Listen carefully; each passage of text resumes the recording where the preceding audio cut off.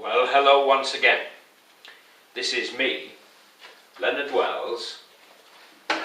broadcasting as usual from HASLINGDEN, 30 miles due north of Manchester, or 50 kilometres if you're from Tibet, in the UK, on Wednesday, the 14th of September 2011. Now, at the moment it's a very gloomy world, and the news hounds like gloomy doomy type news, and there used to be a rule which said that work expands to fill the time available. And it seems to me that in the news world and the media of today, gloomy news expands to fill the time available. So you imagine every hour they've got to fill the news with news. And the gloomier and doomier the news, the more it sounds like news. Good news doesn't sell. So at the moment we constantly hear bad news about the Eurozone. And we don't appreciate that in fact we're all in this together. It's immensely complicated, because we're not all singing from the same hymn sheet, as they say. Now, for 2,000 years, we Europeans have found marvellous ways of killing each other in war after war after war. For 2,000 years we've done that. 100 million, I reckon, have been killed in pointless wars. Two things divide men in the world today, particularly two things in particular divide men. One is religion, and you'll never get the three great faiths to work together. You never even get the sects, like the Christians, like the Catholics and the Protestants, to work together. And you certainly never get the Muslims and the Christians to work together, because although there is only one God, there have been multiple prophets. And for some reason, people put the prophets first, it seems.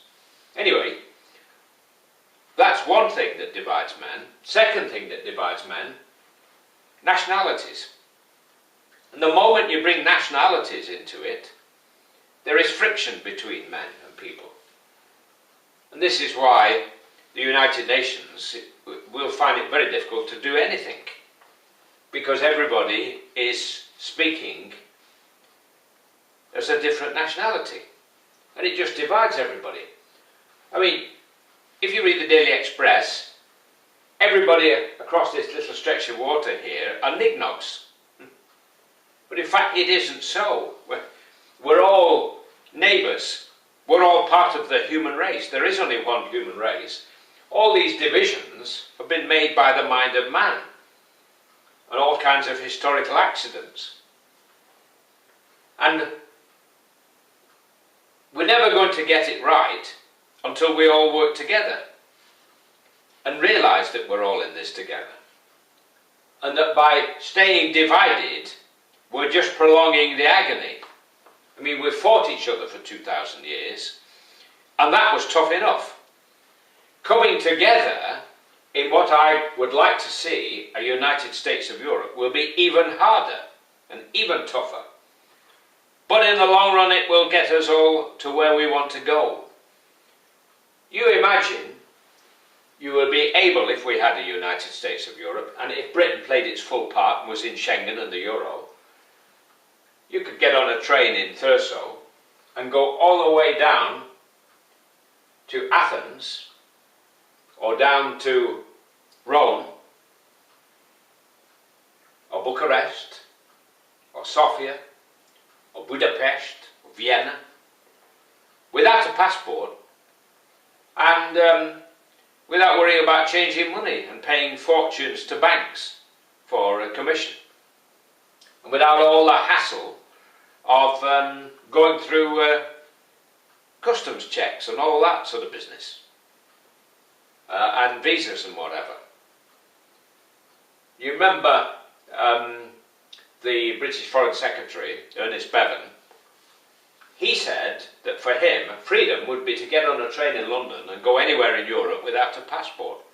Well, if we played our proper part, we could be doing that now. I mean, I went to Romania last year using the British UK ID card, which the Labour government brought in, charged me £30 for, and then the Tory government came in and scrapped it, wasting all that money. Wouldn't give me my money back. Thieves, effectively, but legal thieves, so I can't do anything about it, because they make the law, these people. Now, for 2,000 years we've fought each other. For the next 2,000 years we've got great prospects if we'll only work together. Now, it's very difficult to see the picture in your mind because there are so many different aspects to it. How we're governed is too complicated for me to try and explain. Apart from all the individual governments, we have the Parliament in Brussels and all these other things. I'm not even going to attempt to try and explain how all that works just in this particular one. It's the euro that I'm looking at today. Now, apart from anything else, 27 countries comprise the euro, and I'm going to read through them and point them out to you. Austria, okay, capital Vienna. Belgium, capital Brussels. Bulgaria, capital Sofia. Cyprus, which is down here, I hope you can see it, down below Turkey.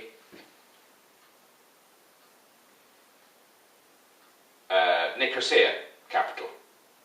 The Czech Republic, which gets complicated because the colours are dark. Here, Prague is the capital. Denmark, here, Danish bacon. Copenhagen, capital. Estonia. Finland, huge country. France, huge country. Germany, huge country. Greece. Hungary. Ireland. Italy. Latvia. Lithuania. Luxembourg. Malta. Down here, tiny little island, Malta down here. Netherlands, the Low Countries.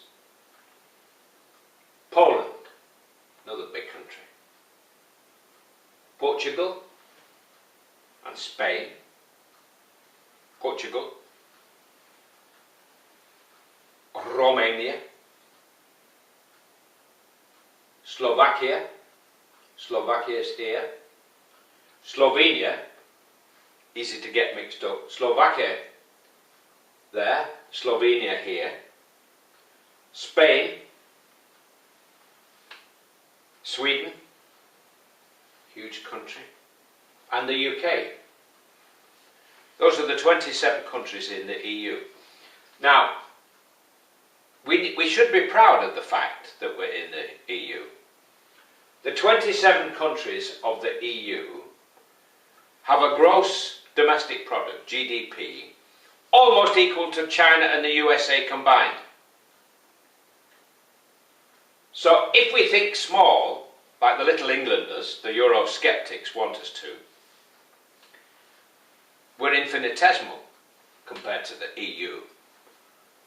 The EU is almost as strong as economically as China and the USA combined. So that's the good news for a start. They don't keep telling you that on the BBC, they just keep giving you the gloomy news about the euro. Now, the problem is that all this thing has been set up in the last 60 years or so, in the last 50 odd years anyway, in different stages, so it's extremely complicated. But we've been through the 27 countries, 17 of them, of those 27, use the euro. And there are other countries, not in the EU, who also use the euro, just to complicate life. The ones that use the euro: Austria, Belgium, Cyprus, down here if you can see it, Estonia, recently joined the euro, Finland, France, Germany, Greece, Ireland, Italy, Luxembourg, Malta, tiny island down here, Netherlands, Portugal, Slovakia, Slovenia, Spain. The rest don't. Now what is complicated is that when they decided to use the euro, they didn't become a federal state, a federal union, like the United States of America. They had similar problems in their history when they were bringing the United States of Europe into being. They all had different currencies. People thought, the founding fathers, many of the founding fathers of the United States, didn't want a single currency. Britain says it doesn't want a single currency. Well, we didn't want to join the EU.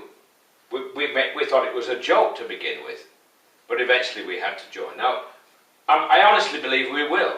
And the other countries who are not in the EU, like Switzerland, although they're in Schengen, they don't use the euro either. They're getting themselves into hot water because their currency is too strong against the euro.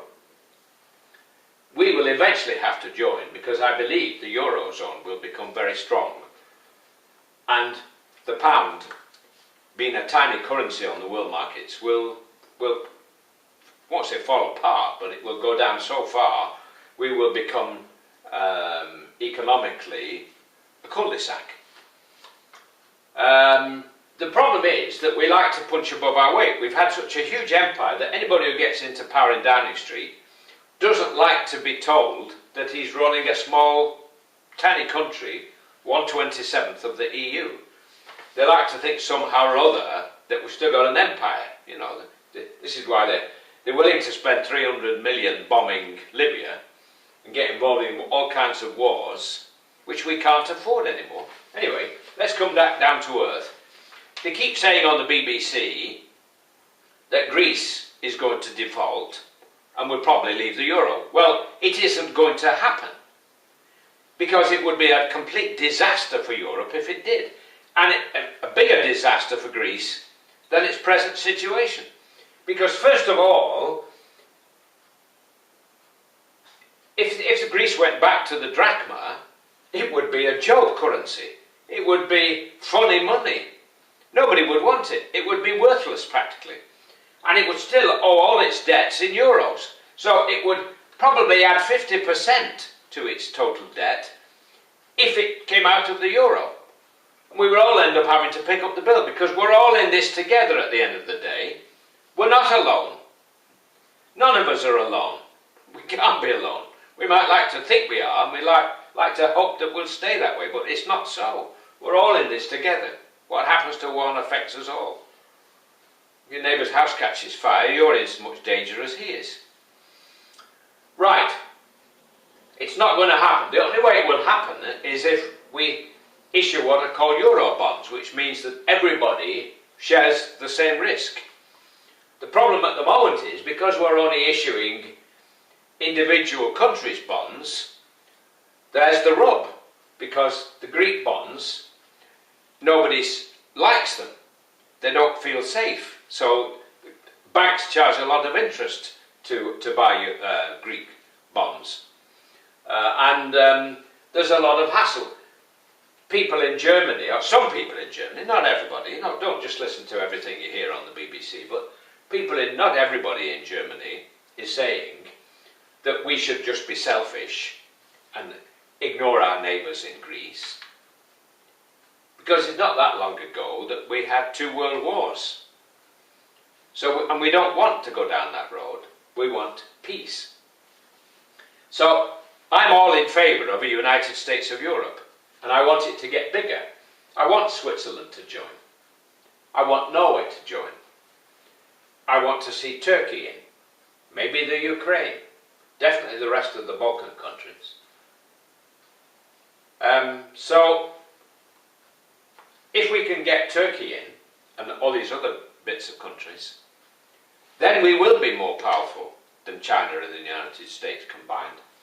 Now, recently, Turkey has been making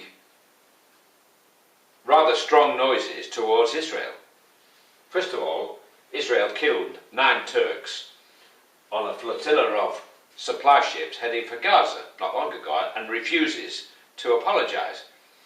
So the Turks have said, okay, well, from now on, any supply ships that we send to Gaza will have military cover. That is dangerous, because we could end up having a war between Turkey and Israel.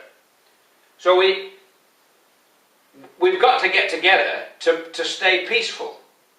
The future, our children and our grandchildren and our great-grandchildren's future, depends on peace.